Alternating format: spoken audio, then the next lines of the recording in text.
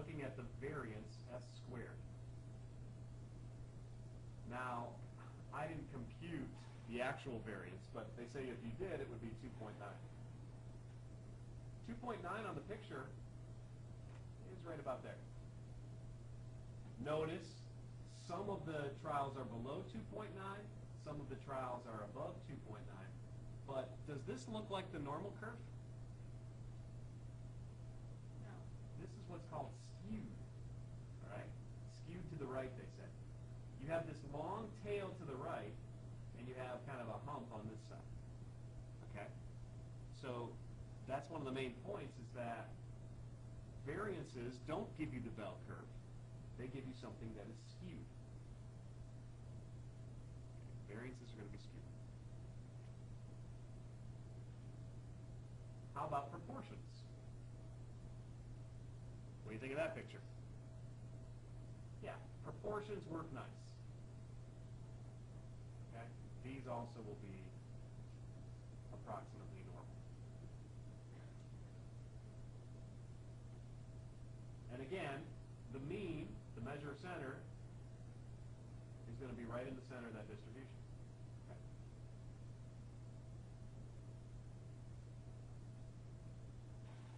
So you can see that different things happen with different statistics. And we're going to talk more about later why the variance does that and what it means for us. Okay. It means, in a way, harder to get at. Okay? So this is what we discussed. Sampling distribution of a statistic in general, the mean, variance, proportion, and also what estimators are. Okay? Now, all right, so here's the central limit theorem. Here's the main idea. As the sample size increases, the sampling distribution of sample means approaches a normal distribution. Hey, take a look at our picture up on the chalkboard or the marker board, whatever you call it.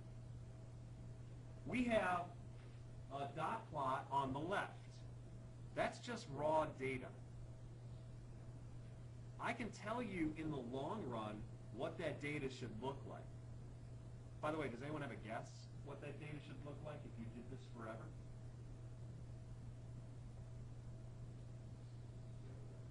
We get two different things on the left and on the right. On the left, the theory tells me that eventually the data will look, and the word is uniform. What does that mean? Uniform. Across even, right. We know from the uniform distribution, it's basically a rectangle. Is it starting to look like that now, my dot plot? Maybe a little bit.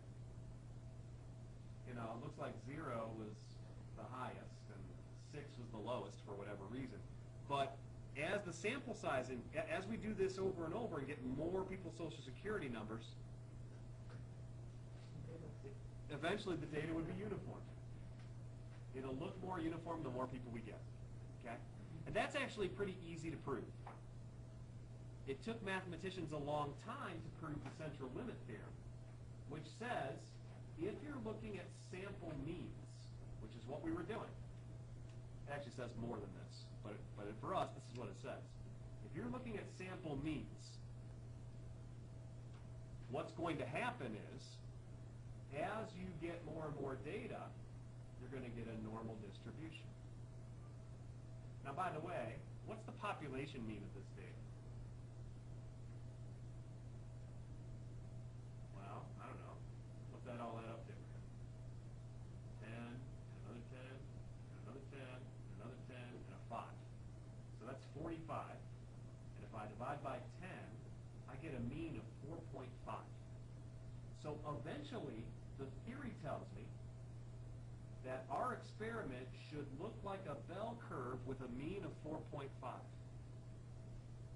And you can also get the standard deviation, but I'm not going to do that right yet. Yes? So it starts off at the uniform uniform than it after so many trials of those developed? No, I can't say at all what it starts out as. I have no idea. Matter of fact, think about this one. When I started, I had 3 8s and a 0. That's what my data looked like.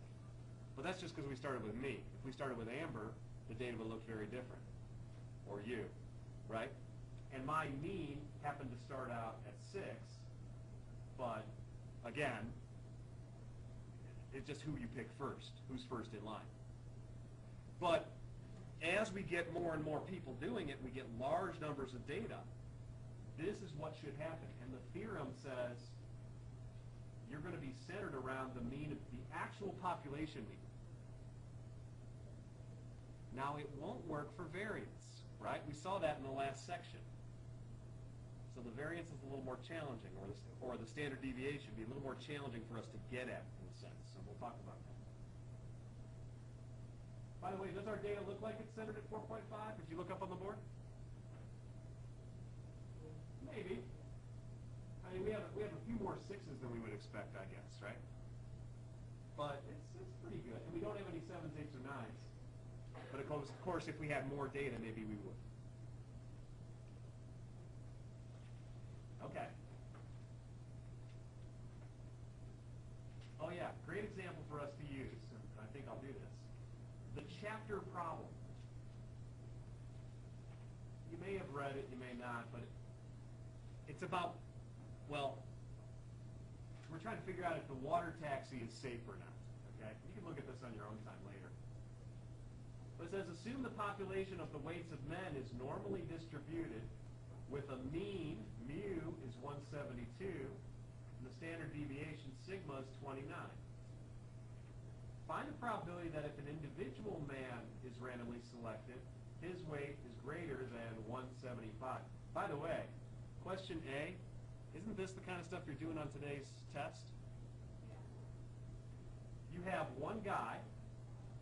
We want to find the probability that, how would I word this? X is greater than 175. That's right. And so then you're going to write down, because this is show your work test, you probably tell me what X is. X is the weight of the man, right? In pounds. And then you're going to write that this probability is the same as the probability that what happens? Well, we do a conversion, right? And we say probability that Z is bigger than what? Well, I guess I have to work it out. Don't I do X minus, Z equals X minus mu over sigma. So I would do 175 minus 172 over what? 29. And so then I'd have a corresponding Z-score. And of course, there are pictures that help also, right? And the calculator helps also, okay? So there's a lot going on. But we could do that. Now, in part A, it says find the probability that an individual man, his weight is going to be greater than 175. That's exactly what you guys already did. Yeah, 663. Part B is different. Do you see what's different in Part B? What's different? We're taking a sample of how many? 20 men. Find the probability that their average weight is greater than 175. Now you might think about this for a second. Is it likely that someone's going to get on the boat that weighs more than 175? Yeah, that's likely. But is it likely that 20 people are going to get on the boat and all of them are going to weigh more than 175? That's not likely because people tend to travel with, right? You're going to have a group of 20 people, unless you know they're the football team or something. You know what I mean? You're going to have a variety of weights. And so it's less likely that this sample mean in Part B will be above 175, right? Here we're computing the probability that X bar is bigger than 175. And that's different than the probability that X is bigger than 175. Do you follow the difference? Now I have to show you how to compute it. That's the key. And they do that on this example here. Here's what you guys know how to do. Z, is that right? You do this, and then you find the areas, 53%. When you want to do part B, there's a trick. Okay? And actually, these formulas are right in the book on page. Well, find them. Yeah, right on page 290, they kind of give it to you, and also page 289. So when you take, here's the idea. We're going to use a different curve. Why do we use a different curve? Well, mu of x bar is going to equal mu. Okay? So notice I'm still using 172 in this example. The mean of a sample is the same as the mean of a population. We got that from the last section. The means were nicely distributed. But it doesn't work for standard deviation. You need kind of a correction. So you say the standard deviation of x bar will be, and what we use is we use sigma over the square root of n. Now what's n? That's the sample size. So notice what they do in this example. They don't do x minus mu over sigma. They take that 29 and first divide it by what? Square root of 20. Do you guys see that? Because, well, 29 was sigma. That was on the last page. Remember, 29 was my sigma. But I need to divide by the square root of the sample size to get it right. And that's because it's not a very good estimator when you do standard deviations or variances. It's off a little bit. It's skewed. This takes care of that. Okay? So do you do the part A first, and then you, from that answer, you do the square root of 20? Yeah, you could even do part B first. It doesn't matter. Why did we use 20 down there? Do you guys know? Because we have a sample size of 20. It was 20 randomly selected. That's what told me I needed the 20. Okay?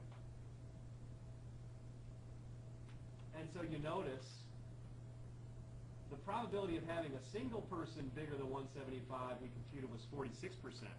But the probability of 20 people having their average bigger than 175 was much smaller. Why? Well, because I had a different normal curve. And you can look at this in the book. But that means, hey, maybe this is safe after all.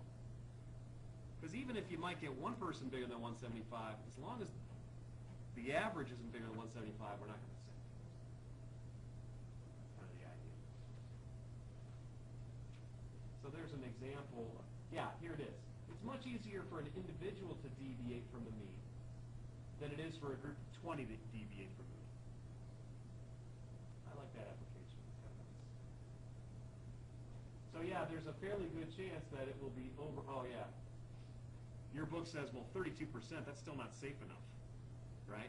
What did we say was a good measure for safe or unsafe? We've been saying 5%. When it comes to things like safety, you may want to be more strict than that. You may want to say 1% or a fraction of a percent. You know, there's different laws out there that tell you what you have to do.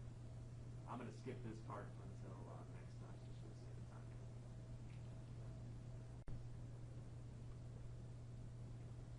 Okay, in problem 6, we're asking a couple things.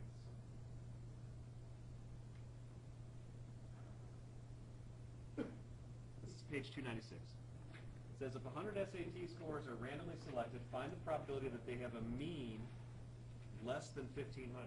Now, they gave me a little info here. Number 6, I'm sorry.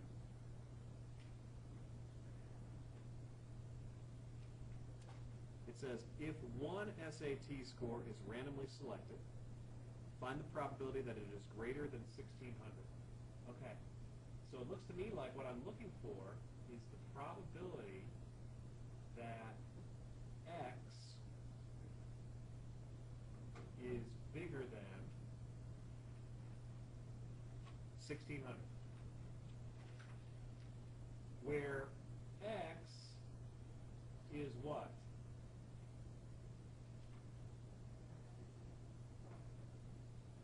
X is my score, right? X is my score on the SAT. Is that okay so far, Julia? I write this down because that's what I'm looking for, right? Now, by the way, part A, to do this, it is just like what you did in the beginning of Chapter 6 before we had our quiz, because we have one score we're going for, right? One score. One score. And I know it says SAT scores, in the directions it says SAT scores are normally distributed. So that means there's a picture, right? SAT scores look like this.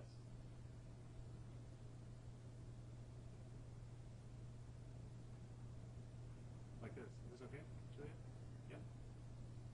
And they told me the mean. What's the mean? 15, 18.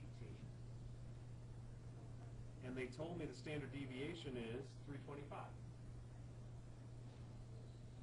Okay? So I got to here as another 325.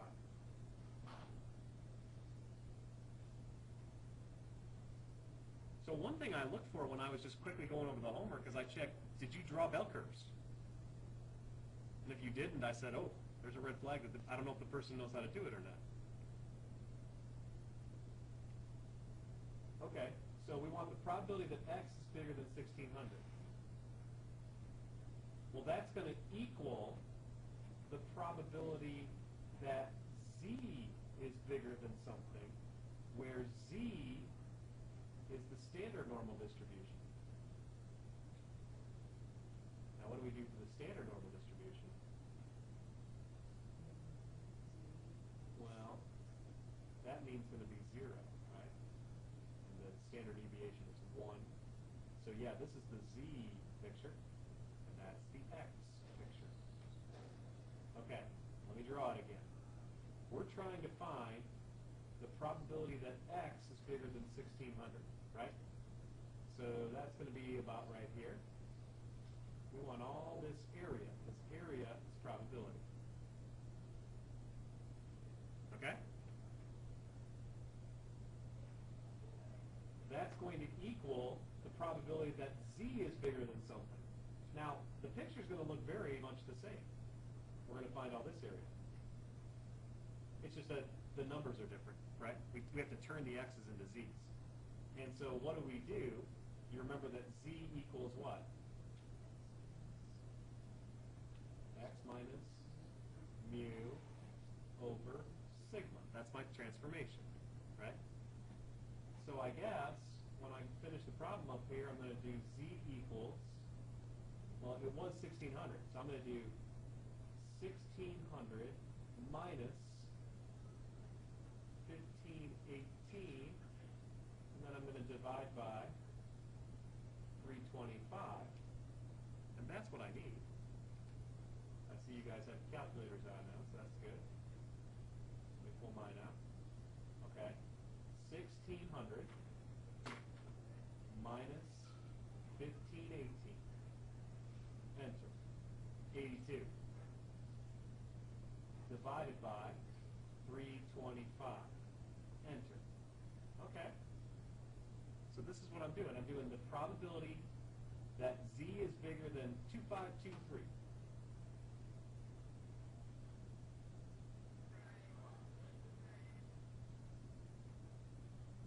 Okay? So far so good?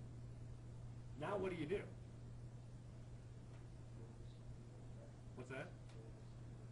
Normal CDF. Well, either you use the calculator or you use the chart. If you use the chart, in the back of the book, you've got to find, 0.252 on the chart. I guess 0.25 they would have. But if I use the calculator, yeah, what do? I guess we'll go to second distribution, normal CDF. Then what would I type? Oh, wait a minute now. If I do 0, answer, that's going to give me from the 0 to there. Right? See, basically what I found out is that this point right here is 0.2523. That's the z value that corresponds to the x value of 1600, right? This was 1600, this x value. So if I go from 0 to 0.2523, I won't be getting the green, will I? I'll be getting this piece in here. This stuff, right? All that area. So what do I want? Oh, but I could do that and then subtract. Right. Okay, so two ways to do this. All right. So Jeff said let's go from 0 to 0.2523. And then he's saying that black there, that's about 10% of the area. Right? So then what's the probability of being in the green? Well, 0.5 minus that. Because we know that the half of the area is on this side of the mean, right? So one way to do it is to do what he did, 0 to 2.523, and then subtract it from 0.5. Another way to do this, that a lot of people have been doing, is they'll type in normal CDF, and they'll type 0.2523, and then they'll put comma, what? Something big, like 10. If you go to 10, you're way off the map, right? And that'll also give you the same 40%. Is that okay? So either way, this probability is going to be 40%. That's part A. Yeah.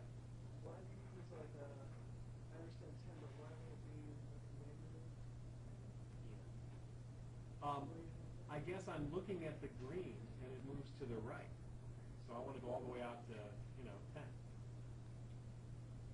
Because it says z is supposed to be bigger than 0.2523, so I want the green. I can't tell if I don't draw the picture. I draw the picture and then it tells me where to go. I can see that it's greater than the line at 0.2523. So if it was z less, Then you'd be going towards the negative. That's right. If it said z less than, you'd be going towards the negative. Okay? Now, we didn't do part B yet. That's the harder part. There were some students that were getting part A correct and getting part B incorrect. So what does part B say? Well, we select 64 students.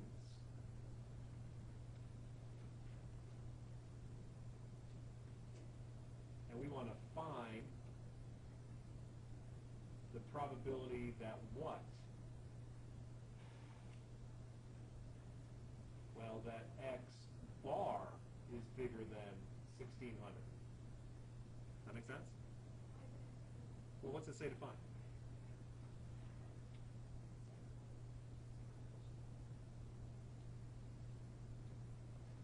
Okay. So now what do we have to do? Well, this is where we have to use the material from the section. And we say, well, there's a different substitution to make, right? Yeah, so it's the same idea, but we're going to use the formula z equals, I lost it, there we go, x bar minus mu over sigma divided by the square root of n, right? So instead of being over sigma, it's over sigma divided by the square root of n. Yeah, Scott. so since we already know what that is, can we just keep that 0.2523 and divide that by the signal per square, or divide that by the square root of that? Yeah. Yeah. But it's the same process though. It's just using this formula instead of that. Is that okay? Well, okay, what's the process, right?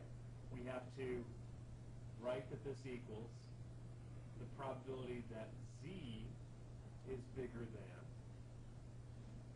But now what are we going to do? Like you said, we're going to plug things in, right? So we had 1600 minus 1518 over, now last time it was over what, 325? So this time it's going to be over 325 divided by the square root of 64. I'm glad they gave me 64. You know, it was nice of them. Okay? I mean, they don't have to, because we have calculators, so we can do this. But anyways, whatever that value is, that's going to go there. I'll get my calculator out and do it. So let's see, we have 1600 minus 1518. 82 divided by, and we'll do 325 divided by the square root of 64, but well, that's 80. I'm going to put that in parentheses, because whatever number that is, I need to take 82 and divide by that. So if I work it out, the Z value I want is 2.018, right? 2.02, let's say. Does that make sense, Julia? Yeah, it's not that bad. It's a matter of knowing, but hold on a second. Look how different it is. The Z value I got was what? 2.02? Wow. What's that picture look like compared to this? So for part B, here's the Z curve, right? Here's Z equals 0. Here's where 1 is. Here's where 2 is. 3 is way out in the tail. So now the green that I'm finding is to the right of 2.02. Look at that, right? So let's work it out. I go to my calculator. I could type normal CDF of, say, 2.02, comma, and then something really big, like 100. Enter. Wow. How much area did we get this time? 2%, right? 2.2%. So for part B, the probability that the average is bigger than 1600 is 0.022. So does that answer make any sense? What was the probability we had for part A? 40%. So that said, 40% of the time, you might pick somebody that has a test score greater than 1600. But what's this say? There's only a 2% chance that if you pick 64 people, the average is going to be better than 1600. Does that make sense? David? So if you're looking for, like, let's say less than, Yeah. then you would do like a negative number. Yes. Yes, you would do a negative number. That's right. But I guess what the point here is, if you sample 64 people, it's not very likely that they're all going to get really high test scores. For one person to get a high test score, yeah, that could happen. But if you sample 64 and then take the average and call that your test, it's going to be pretty close to the average. It's not going to be above 1600. Not very likely. Does that make sense?